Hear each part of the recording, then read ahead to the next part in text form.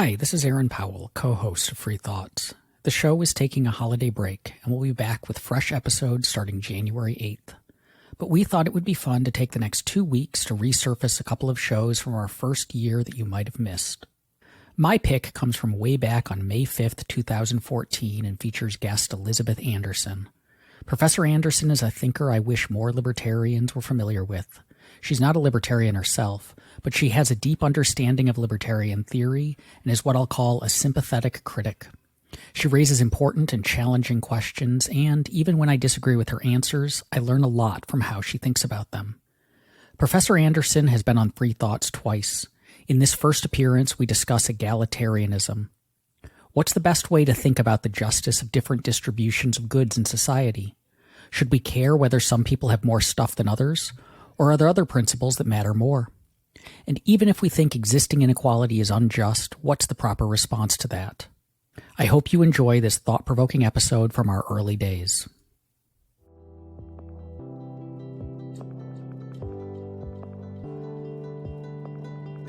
Welcome to Free Thoughts, a podcast project of the Cato Institute's libertarianism.org. Free Thoughts is a show about libertarianism and the ideas that influence it. I'm Powell, a research fellow here at Cato and editor of libertarianism.org. And I'm Trevor Burrus, a research fellow at the Cato Institute Center for Constitutional Studies. Our topic for today's episode is egalitarianism, and joining us to discuss it is Elizabeth Anderson. Professor Anderson is the Arthur F. Thurnow Professor and John Dewey Distinguished University Professor of Philosophy and Women's Studies at the University of Michigan. Welcome to Free Thoughts, Professor Anderson. Thank you. I want to start with what I think a lot of libertarians, when they hear the term egalitarianism, they have this picture of wanting to make everyone equal in the sense of how much stuff they have. So radical wealth redistribution. Hating merit. That's another good one. Yeah, like that everyone should just kind of be the same in what they in everything that they have. Is that an accurate picture now? Is it? If it isn't, has that ever been an accurate picture of egalitarianism? Right. So I agree with you that that's the popular conception, but I've been doing work now on the history of egalitarianism, basically from the mid-17th century forward. And I'm arguing that the core ideal of egalitarianism isn't essentially connected with issues of distributive equality of income and wealth, but it's much more fundamentally connected to a critique of social hierarchy. Deep down, what egalitarians oppose is hierarchies based on race, ethnicity, gender, caste, religion, and social hierarchies are fundamentally defined in terms of specific relationships between people, the most important one being relations of domination and subjection. So the most important kind of hierarchy that egalitarians oppose is one in which some people get to order other people around and tell them what to do. And usually those hierarchies are based on some background identity difference between the rulers and the ruled. You know, the rulers might be a different caste or a different race. Sometimes it's based on wealth, too. But if you look at the origins of egalitarianism, they didn't oppose inequalities of wealth in and of themselves. What they opposed was a ruling class based on wealth, the idea that you're entitled to rule somebody else just because you own a lot of property. That was the core idea behind the levelers, and that's an idea that's really carried out through the egalitarian tradition, and we can even see some of those concerns in the present day. And of course, the Enlightenment tradition and the founding principles of America, and even part of the French Revolution, had equality as one of its core aims, not just liberty, as maybe libertarians would like to say, especially coming out of a monarchy and different types of class system that had been the norm for in the world throughout history. That's quite right. So a lot of Enlightenment thinkers they opposed aristocracy. And what is aristocracy? It's not just that you have a bunch of wealthy landowners, but the landowners are the ruling class in virtue of the fact that they own a lot of property. And that's a very problematic idea. But the Enlightenment in general was not opposed to some people having more money or wealth than others. The question is whether having more wealth entitled those people to rule over other people who had less. You mentioned the levelers. Are they the source of egalitarianism? Are they the first egalitarians, or does this idea go back even further?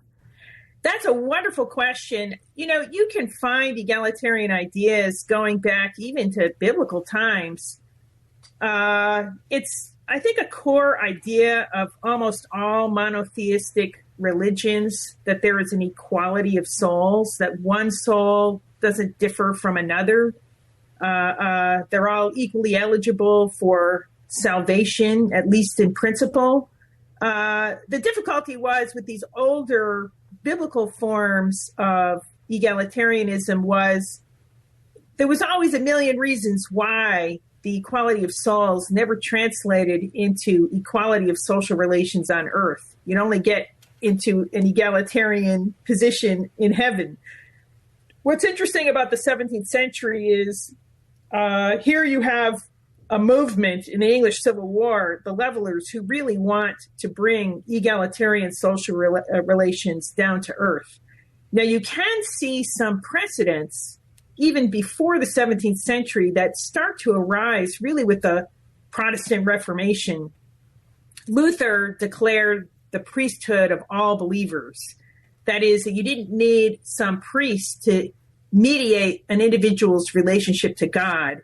At the same time, common people were learning how to read, and they read the Bible for themselves, and they decided, hey, we can interpret the Bible on our own. We don't need the priest to tell us how to understand what the Bible demands. And so, if anything, you can see the origins of more egalitarian thinking arising earlier in the Protestant Reformation with the rise of a variety of egalitarian religious sects, including most notably the Quakers, and also some Baptist sects, which wanted to reject the hierarchy of priesthood and achieve a much more egalitarian style of worship within the churches.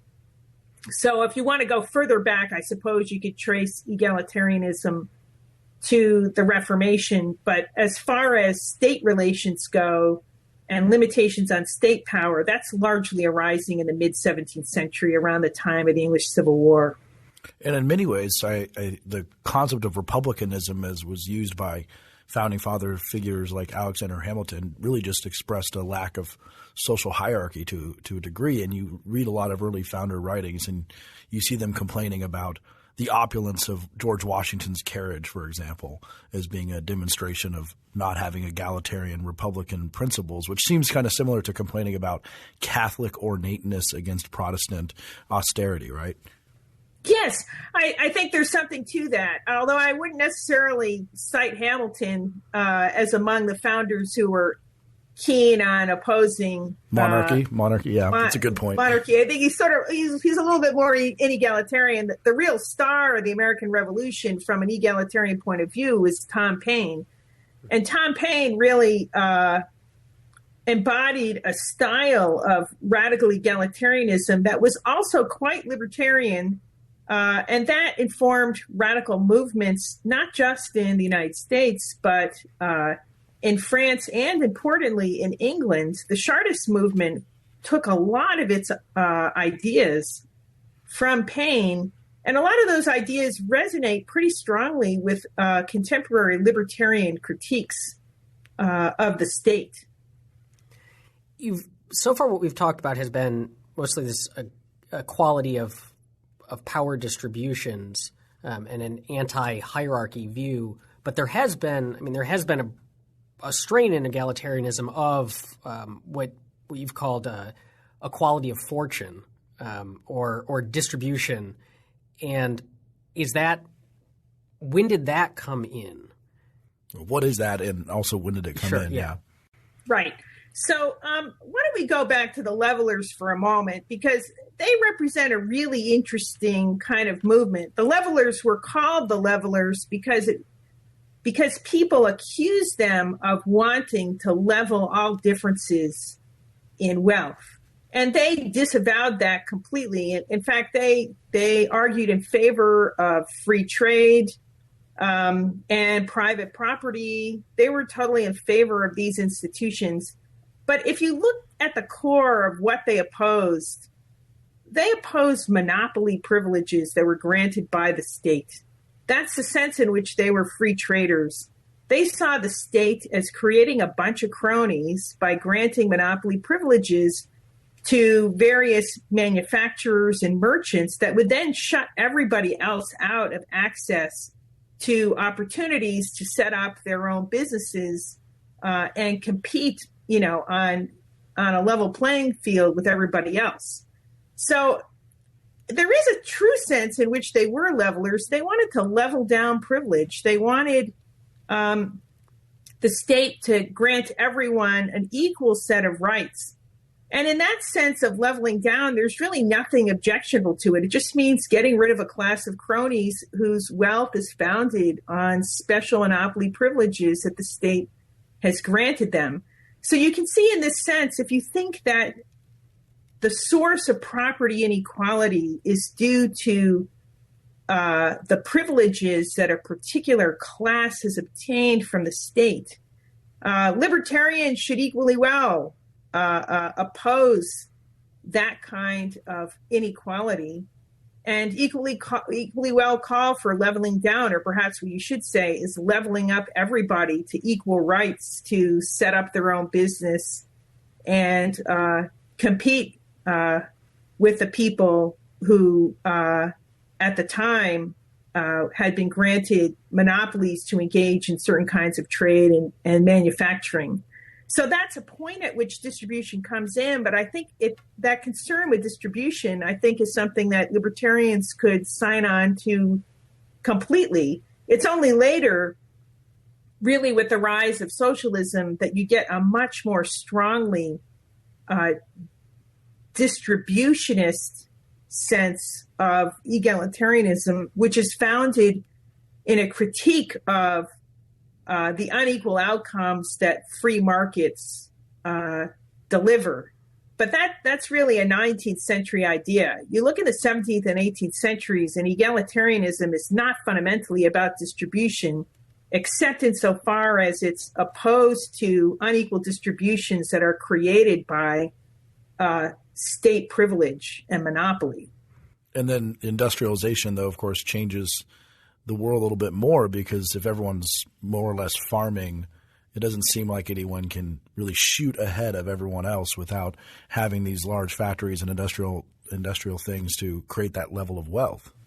That's exactly right. So if you read somebody like Adam Smith, who I take to be the star of an earlier, fairly moderate kind of egalitarianism. Now, Smith was not a radical like Tom Paine, because he hadn't really signed on to a fully Republican program. He was more or less happy with monarchy, although he certainly had his critiques of the ruling class, who he thought were largely either a little bit dull if they were landowners, or conspiring against the public if they were manufacturers trying to get their monopoly privileges.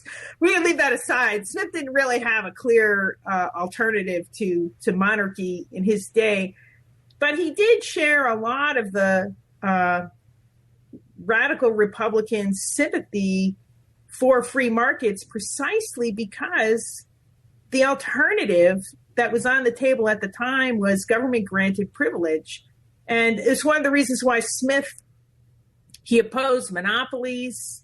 He opposed also primogeniture, that is, laws that forbade the breakup of estates through inheritance, where all the land would just go to the firstborn son, and that would consolidate these huge estates and disinherit all the other second and later born children. He wanted, there were all kinds of other laws in England too that opposed the breakup of large estates. And he thought a free market in land would naturally lead to more industrious yeoman farmers. They would be more efficient in farming the land. And so you would generally see a breakup of these huge estates, because the aristocrats were not very entrepreneurial. They were sort of dullards. It would be better, actually, if the rules of inheritance were changed to allow the estates to be sold off in pieces and enable more people to lead independent lives of self-employment. And then the Marxist critique, or I guess socialists even predate Marx a bit, but then they start talking a lot more about wealth or actual holdings, I guess. Right. And the key thing, as you noted before, that what happened was Smith was writing before the Industrial Revolution, or right at the beginning, and he was actually fairly skeptical that you would need huge, large-scale enterprises. He thought, there would only be a couple occasions where you'd need that, say, for building a canal. Once the Industrial Revolution is well underway, like in England around the 1830s, you see people starting to worry about the factory system. And here you have huge numbers of people who were formerly self-employed in small workshops. Now they have been tossed into unemployment because the giant factories are much more efficient producers. So they lose their independence, and then they have to hire themselves out to the factory owners for poverty level wages. That's the point at which people start realizing that the older egalitarian vision, in which in principle almost all enterprises would be small scale, and consequently there would be a huge number of opportunities for self-employment, people see that vision isn't really working out as anticipated. The Industrial Revolution means the vast majority of people are going to be wage laborers. They're going to have to be working under the subjection of their employer, who orders them around in every little motion minutely for most of their waking lives. Remember, in those days, the length of the working day could easily be 12 or 14 hours. And then people start thinking, well, okay, if we can't break up the big factories into small workshops, then we have to find other ways for workers to have fulfilling lives. And there are two main techniques. One of them is to reduce the length of the working day so workers have more hours where they can be, under their own recognizance and decide what they do just for themselves without having to take orders from an employer. And secondly, ensuring that they have a decent enough level of income so that they can do something with those free hours other than just barely scraping by the means of subsistence. And that's the point at which a concern for distributive justice in and of itself becomes really prominent, especially in socialist movements, social democracy, and so forth in Europe. And it took longer for that to come over to the United States, but in Europe it was already very prominent by the mid-19th century. When did egalitarianism emerge as, I guess, a self-consciously recognized school within political philosophy? Because so far we've been talking about, we talked about Adam Smith, we talked about Karl Marx, but these people didn't see themselves as necessarily part of a school that would be called egalitarian. But nowadays it's a branch of political philosophy. Now, that's a great, great question. And in fact, it's highly controversial whether Marx would have thought of himself as an egalitarian. I think not. There's a lot of good scholarship, I think, that shows that equality wasn't really what he was up to.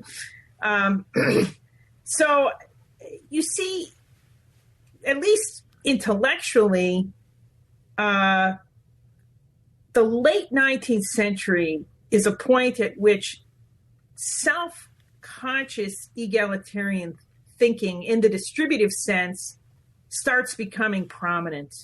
And the reason for this is you have this long 19th century during which all the theories of distributive justice are essentially founded on some notion of class conflict. The older Painite radical Republicans basically hated the lazy, idle landowners and the government cronies who were living off of tax revenues in these no-show jobs that the state had set up for them. Those were the idlers, and they should be, dispossessed. And Paine, all the way through George with his single land tax, right? They think the landowners are the parasites of society, and to a certain extent, people living off tax revenue in these no-show jobs. And then you have, on the other hand, you have the socialist tradition coming out of Marx, who sees capitalists as the exploiters, the coupon clippers. They're not doing any work. The workers are doing everything. So you see a little shift, but it's still a very class conflict point of view. And even the laissez-faire capitalists, people like Spencer and Sumner, they explicitly endorsed class warfare, and they said, look, it's the capitalists versus the workers, and whatever pops out of that conflict is going to be the just distribution. By the late 19th century, people are coming to realize that that way of understanding distribution is really problematic. A main reason is that obviously you can't get any kind of consensus. So the late 19th century, you see theorists trying to come up with ideas of distributive justice that could, in principle, be inclusive of everyone's interests. In the United States, you can even look around World War I.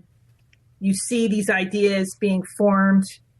In England, it's a bit earlier, a late 19th century picture. People are striving for a notion of equality that will be inclusive of all classes. But distributive justice in its contemporary formulation, with clear principles of distributive justice, is mostly starting to happen around World War II. You see, for instance, the famous Beveridge report articulating the principles of a welfare state and comprehensive social insurance in Britain. Before then, you actually had Bismarck and his plans for social insurance. That was already in the late 19th century.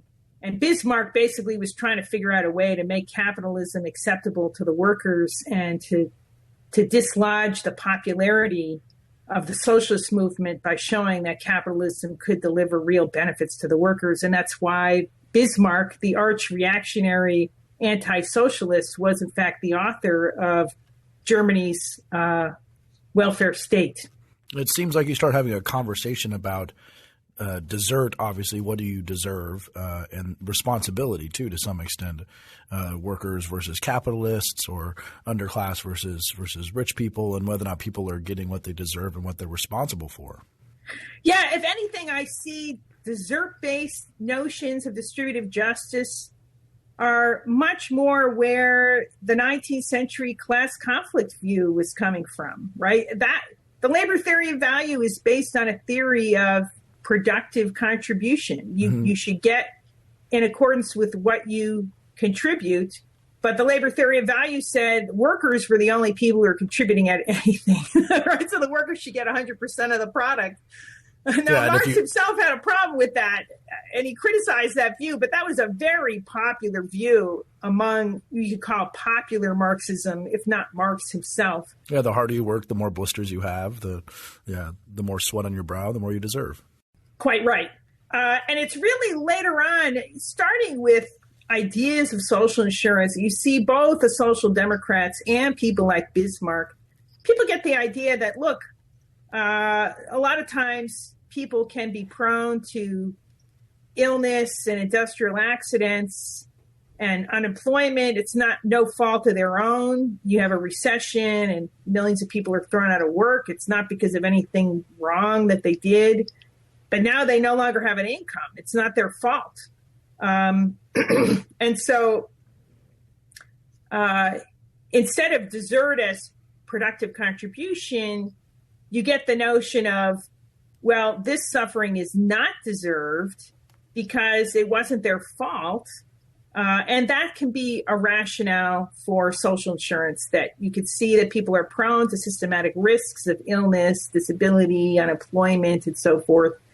And the workers who get together pay into a fund managed by the state or sometimes by private entities, so that if this risk befalls them, they'll have something to fall back on and will not suffer destitution as a result of some undeserved bad luck. You've been talking a lot about political and social movements and views of egalitarianism within those. Within the academy at this time, were philosophy professors kind of mirroring what you're describing in the outside world, or were they going off in different directions?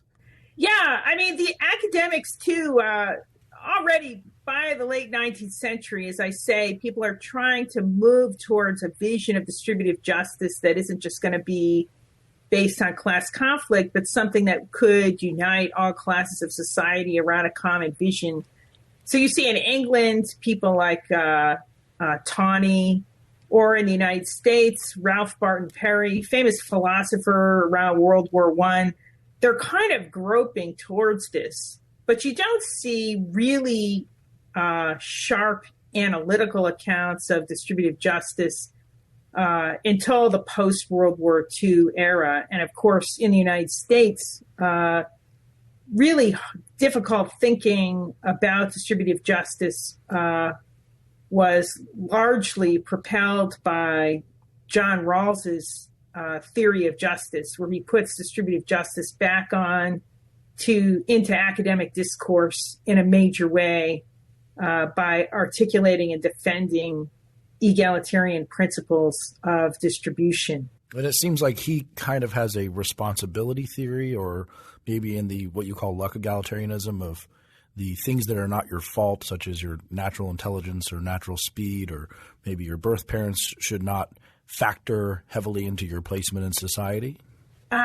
So yeah, there's a number of different ideas that are connected here. Many people have thought that Rawls is what is known as a luck egalitarian, who says that nobody should be less well off than anybody else because of bad luck or factors that are not their responsibility. I actually think that's a deep misreading of what Rawls is up to. Rawls, in fact, was ready to tolerate quite a lot of inequality in the distribution of income and wealth that could be traced to things like the genetic lottery, that some people are just born with talents that are highly valued by the market, and other people are born with genetic endowments that are not highly valued by the market. Rawls actually did not have a fundamental objection to the fact that inequalities generated by an efficient market-based system would reward some people with some genes rather than others, even though they didn't deserve. Obviously, nobody deserves the genes that they were born with. That's pure luck. Rawls' more fundamental kind of egalitarianism is based rather on a certain conception of how the rules of the market game should be designed. It's about the rules of the game and not about the outcomes. Okay? So his idea is you should design the rules of the economic game, the rules of property and contract and regulation and so forth, and taxation, in such a way that those rules will ensure that inequalities that help the better off will also help the worst off in society. What you want is inequalities to be to the advantage of everyone. So Rawls's fundamental idea is, look, he's going to tolerate inequality, but he wants to make sure that inequality is serving everybody's interests and not just the interests of the people at the top. This is what he called the difference principle. And there's a lot of inequalities of that sort, right? Some people have much nicer jobs that involve a lot of intellectual thinking and discretion and freedom of judgment and responsibility. Those things are generally enjoyable features of the job. But if you're going to be a doctor, you need a lot of discretion and a lot of opportunities for intellectual labor. It's not a good use of a doctor's time to have her scrubbing toilets or something. Everyone benefits if she can devote her energies at work towards serving patients. And the poor also benefit from the fact that her professional life is relatively cushy in the sense that it's insulated from dreary, drudgy, burdensome labor. But in fact, it's pretty interesting work. But hey, otherwise you wouldn't have enough doctors. It'd be way more expensive to help the sick get better. I wanted to talk about luck egalitarianism because you've raised some really interesting criticisms of it in some of your writing. But before we turn to that, I wanted to see if you could give us a sense of what egalitarianism broadly looks like now. I mean, one of the things that Trevor and I have talked about in past episodes of Free Thoughts is the idea that libertarianism is not one philosophy, but it's a group of different views that share some traits in common, but also have meaningful differences between them. And egalitarianism is the same way. There are different kinds of egalitarians who can disagree with each other about very fundamental issues. So I was wondering if you could give us kind of the bird's eye view of what some of these different sorts of egalitarianism are, the big ones today, and how they differ from each other. Yeah. So I broadly divide egalitarianism into two groups of theories. One I call luck egalitarianism, and that's based on the view that nobody should have less than anybody else due to factors that they're not responsible for or that they don't deserve. Okay, so if somebody's worse off than somebody else due to sheer luck, that's considered unjust according to luck egalitarians. And then they derive a whole bunch of other ideas about distributive justice from that fundamental idea that inequalities due to pure luck should be eliminated. The other group of theories I call relational egalitarianism, because what they're most interested in is not the distribution of income and wealth and other goods in and of themselves, but rather how people relate to each other in society. So according to a relational egalitarian, the fundamental egalitarian objective is basically to eliminate oppressive social hierarchy, relations of domination and subjection, relations of stigmatization, where some people are despised or degraded because of their social identity, you know, their race or their sexual orientation or things like that. And also social relations in which some people basically just don't count in the eyes of others, say relations in which the state is organized in such a way that whole groups of people and their interests just don't figure into the state's calculations of how to formulate public policy. So those three sorts of hierarchies of domination and subjection, hierarchies of honor and stigmatization, and hierarchies of high and low standing in the eyes and calculation of others. Those are the three kinds of social hierarchies that relational egalitarians oppose, and they want to replace those social relations with social relations of equality, where, you know, people recognize that they have to interact with others on terms of mutual respect and regard for their interests, and can't go around just despising them because of their social identity and treating them as outcasts on that account. And that second relational form of egalitarianism is what I've been trying to promote. I'm arguing that you can trace this all the way back to the earliest days of egalitarianism with the levelers, and that this form of egalitarianism also it can accept a variety of modes of inequality in the distribution of income and wealth, although on this view, there will be some inequalities in income and wealth that will be too extreme to be acceptable. Then before we get into exploring what sorts of inequalities are acceptable and what's not and why and what we ought to do about it, you're on the topic of luck egalitarianism, you're pretty down on luck egalitarianism. And so in a way that many, I think, libertarians would appreciate your critiques of what they generally think of luck egalitarianism. Right. And so I was wondering, could you tell us what's wrong with luck egalitarianism? Sure. Well, there's a lot of problems I have with luck egalitarianism. For one thing, luck egalitarians, I think just foundationally, they have not articulated any realistic sense of what could possibly be an injustice. So on my view, for something to count as an injustice, you have to identify somebody who is suffering something that they're entitled to complain about, and you have to identify somebody else to whom they can address that complaint who is responsible for it. Which is actually a view that Friedrich Hayek actually also expressed about justice. Right. You have to identify a person, not just a volcano or something impersonal like that.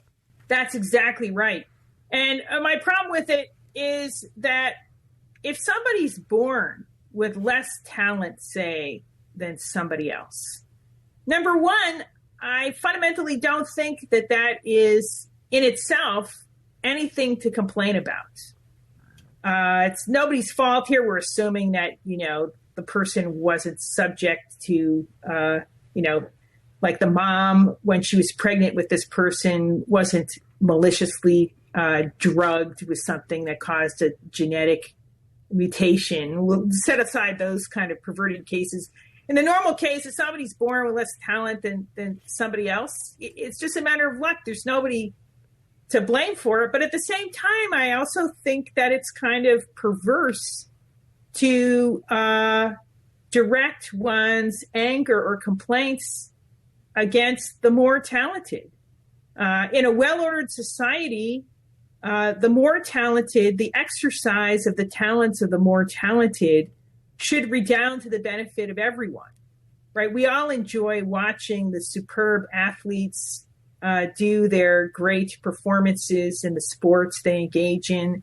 Most of us, of course, will never be that athletically talented. Similar for musical talent or any kind of artistic talent, and also various productive and entrepreneurial talents. When society is running well, the more talented, when they exercise their talents, are actually doing stuff that redounds to everyone's advantage. And so if one has less talent, one should feel happy that other people have talents that are helping them. So I don't think that kind, and the luck egalitarianism, I think, inspires a kind of unjust envy towards the more talented, and we should discourage that sense of grievance against the more talented. It also seems to, as you write, have something more like pity rather than compassion. In one line in your essay, which we'll put a link up to in the show notes, you say, compassion and pity can both move a person to act benevolently, but only pity is condescending. Quite right. And so the other side of the complaint is that luck egalitarianism not only inspires envy against the more talented, but also a kind of condescending pity towards the less talented, right? Oh, it's because they're so pathetic that we have to give them more to make up for their innate deficiencies. I think that is also a very inegalitarian thought. It's obnoxious and offensive, and people should not want to claim resources on the basis of their inferiority to others. That was one of the things I really liked about your critique of luck egalitarianism, was this sense that it's at a very deep level is simply disrespectful and not respectful of human dignity. Yeah, that's right.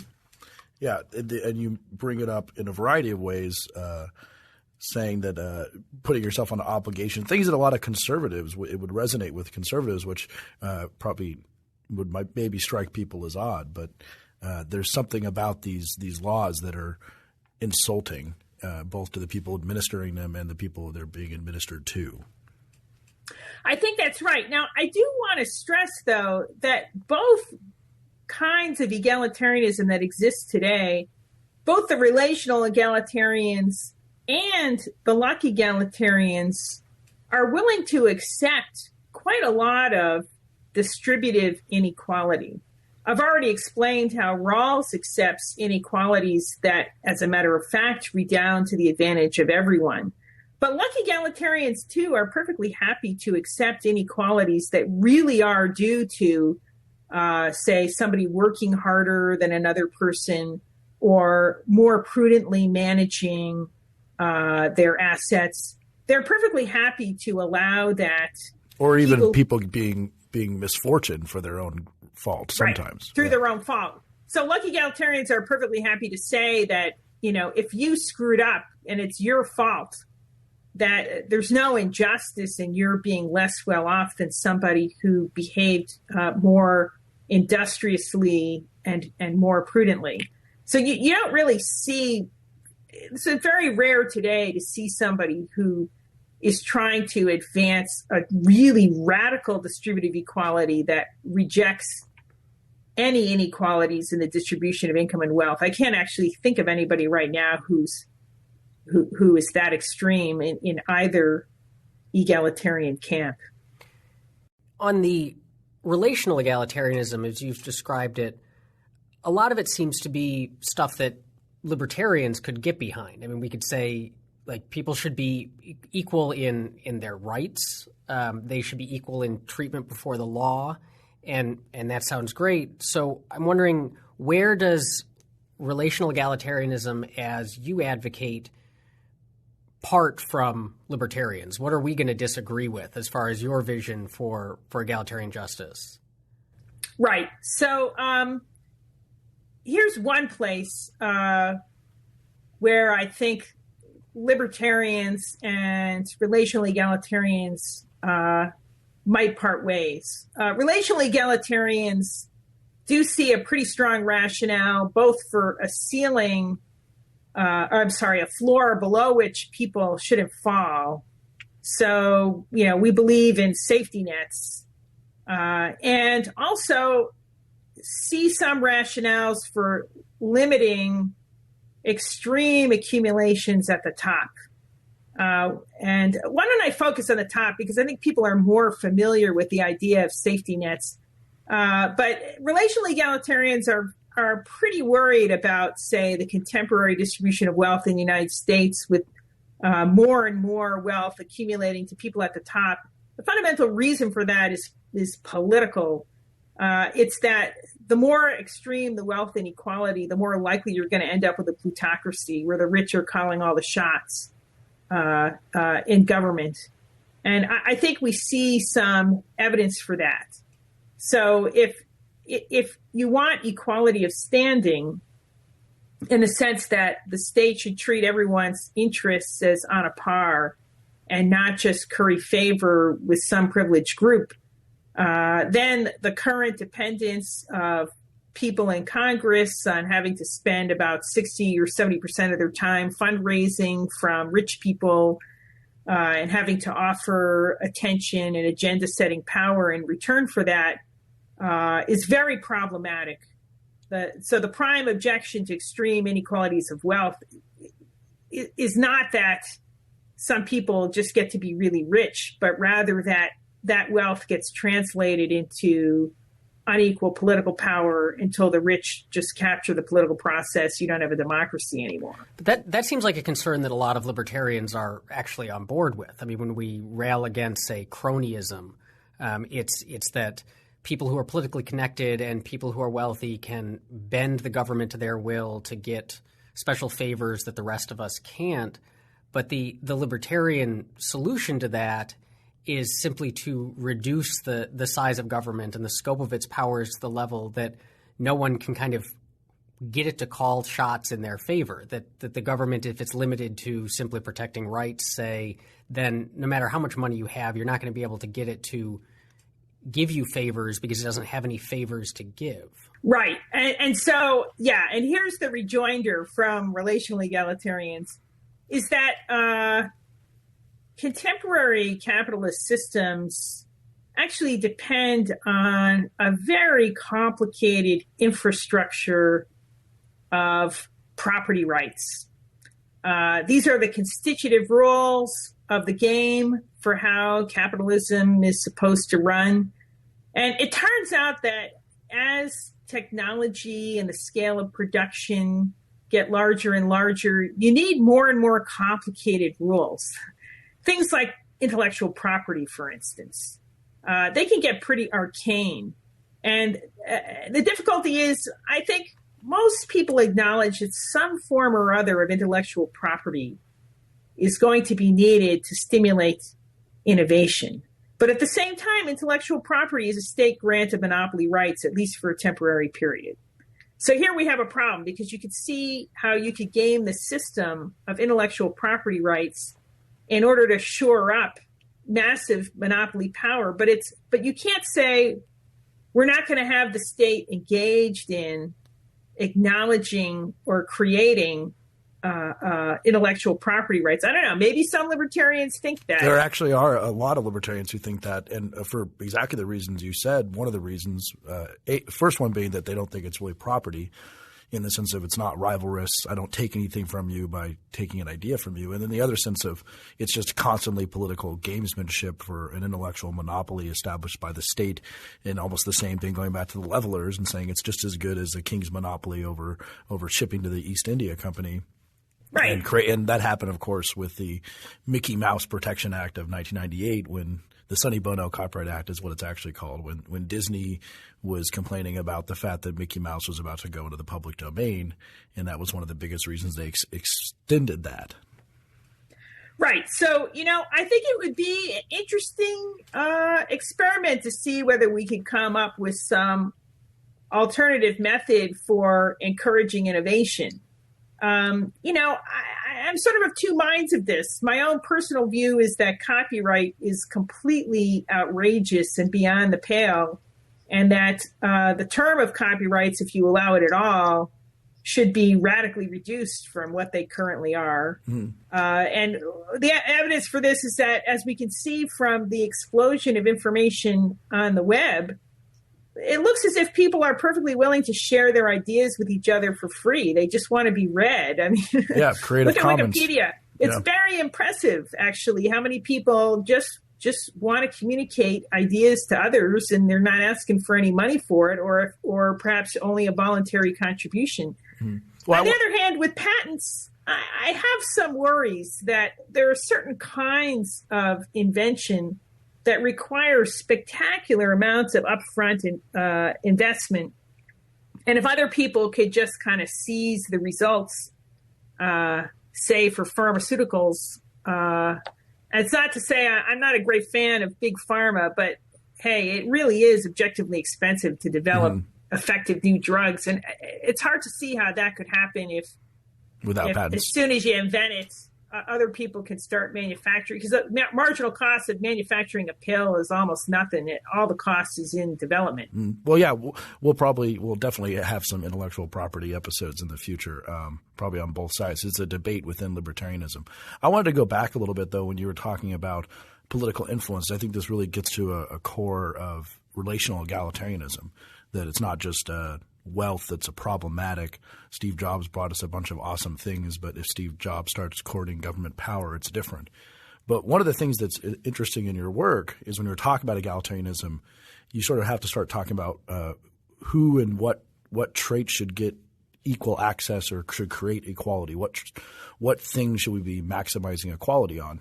And if you remove money from the political process, it's not the case that representatives would therefore then treat all of their constituents the same. Or even more interestingly, it doesn't even seem to be the case that the representatives should treat all of their constituents the same and not prioritize certain people in their districts over other people, not just like anyone who calls, I will give you as much to say about public policy as anyone else. Well, it is true that given that we have that all modern democracies are based on competition among political parties, and parties themselves are organized around various constituencies and ideologies, that you can't expect any given representative to treat absolutely everyone equally. So given the realities of modern democracy, the best you can hope for is not each individual representative treating every constituent exactly equally, but that the interplay of competing parties will bring about a rough parity. But do you think it should be a parity? I mean, that's the question of in that. I think about this as some things might make it unequal, which goes back to the core question: wealth.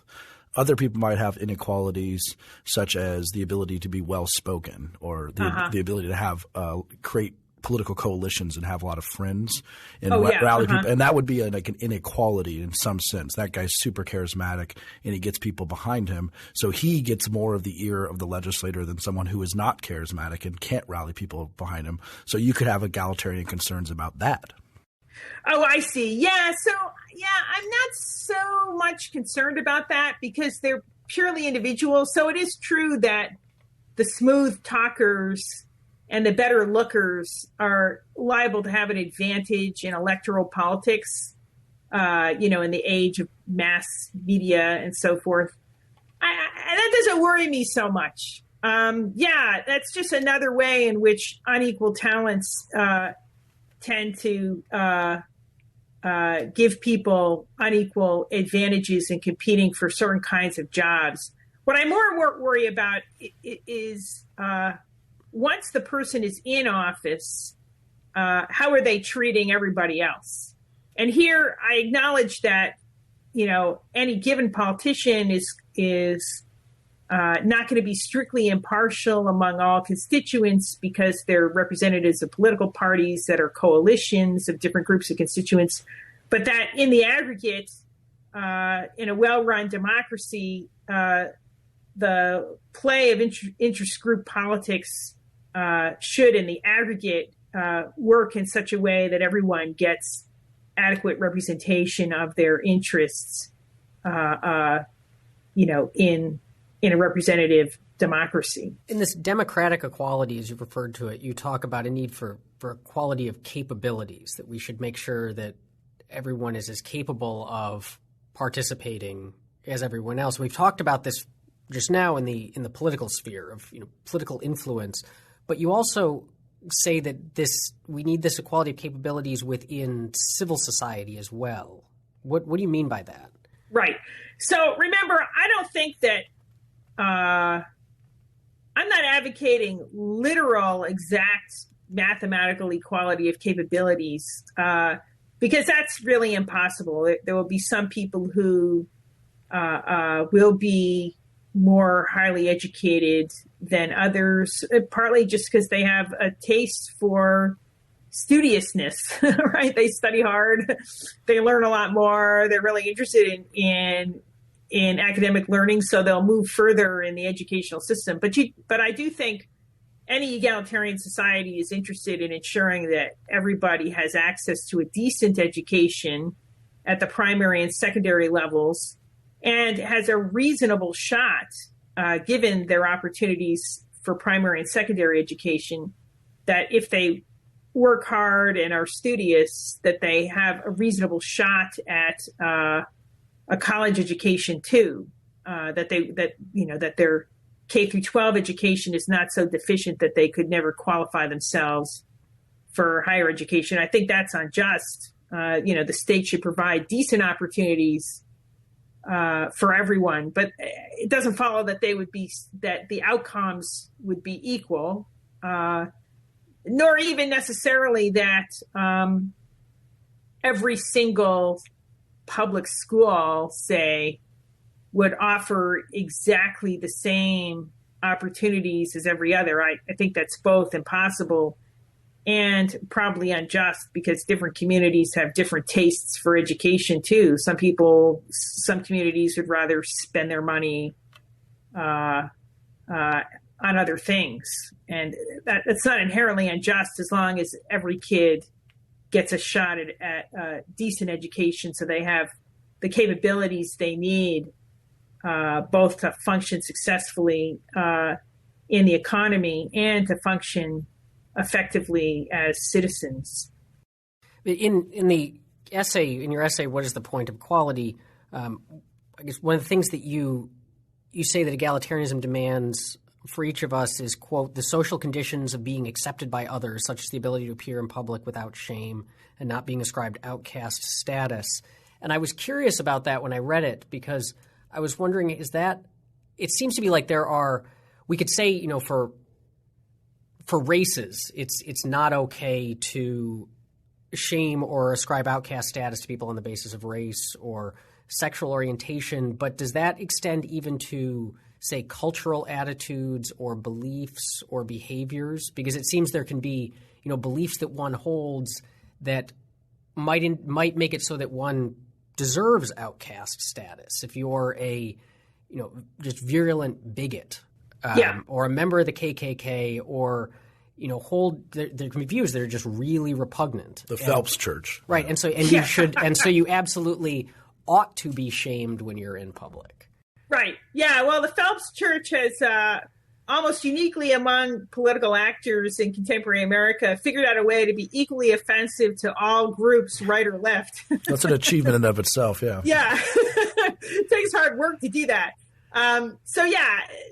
We do live in a free society, freedom of speech. And so the freedom to speak your mind is very, very important. But of course, it doesn't mean that you are thereby entitled to be insulated from harsh criticism and rejection by people who hate your views. So in that sense, right, if we're talking about pure ideological disagreement, we can hardly ask people to restrain their denunciation of views that they find appalling. I mean, that's all part of a free society, and it could be that, right, some groups then, on the basis of their ideology, will not fare well. But at the same time, remember, this is just a cultural matter. It's a matter of civil society. It's not the state's business to go around enforcing real outcast status, even on the Phelps, right? They're entitled to freedom of speech and all the legal rights that everyone else has. But then in civil society, that is, not in the legal or the state sense, but just in terms of their day-to-day interactions with other people. Other people despise them and don't want to have anything to do with them. Well, they have a right to despise them. Mm. So we're almost out of time, but as a final question, Aaron and I have talked about this for a long time, but the question about the efficacy of the state being a consideration for political philosophy. So you could have one situation – this is something libertarians take very seriously. You could say that what should the state do is the first question, and then what can the state do is the second question. And generally political philosophers sort of sit in the should realm, and we've talked today about egalitarianism and a theory of it and different theories of it that say the state should be doing this. But if the state is unable to do certain things, if it can't do it, and if ought implies can, which might be something you disagree with, then could that ever change the should? Could the fact that the state is unable to do something effectively mean that we shouldn't even be saying that the state should be doing it in the first place? Or Aaron, maybe put it a different way. Not just that the state might not be capable of executing the mission that's been given to it, but that it might be able to do it, but granting it the amount of power that it would take to carry out that mission carries huge risks as far as the state could then use that power and, if history serves, in many cases will use that power to do really awful things to us. Or even in the education sense too. I completely agree in the principle that I want to live in a world where people have the best opportunity to succeed, but I don't think that state education does that. And so we share that principle, but it's different efficacy, different use of the tools that we're going to use for that. Right. Certainly on the principle ground, I entirely agree with you that ought applies can. So if the state can't do something, then you shouldn't give the job to the state to do it. I agree entirely with that. And of course, it's an empirical question what the state is capable of doing or not. And it's also worth vigorously exploring alternatives to state provision and seeing what other sorts of institutions can solve the problems that we face. Yeah, absolutely. Yeah, unfortunately, a lot of times the state sometimes keeps people from thinking about those other possibilities, which is because they think they have something in front of them, but maybe there are better possibilities outside of it.